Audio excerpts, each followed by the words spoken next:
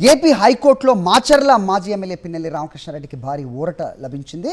జంట హత్యల కేసులో ముందస్తు బెయిల్ ఇవ్వాలని పిన్నెల్లి ఏపీ హైకోర్టులో పిటిషనరీగా ఇవాళ న్యాయస్థానం దానిపై విచారణ జరిపింది.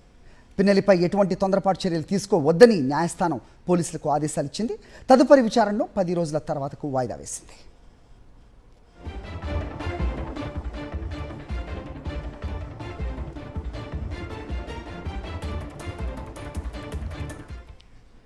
ఏపీ హైకోర్టులో మాచర్ల మాజీ ఎమ్మెల్యే పిన్నెల్లి రామకృష్ణారెడ్డికి భారీ ఊరట లభించింది.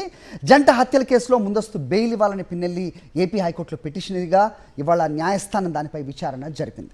పిన్నెల్లిపై ఎటువంటి తొందరపాటు చర్యలు తీసుకోవద్దని న్యాయస్థానం పోలీసులకు ఆదేశాలు ఇచ్చింది.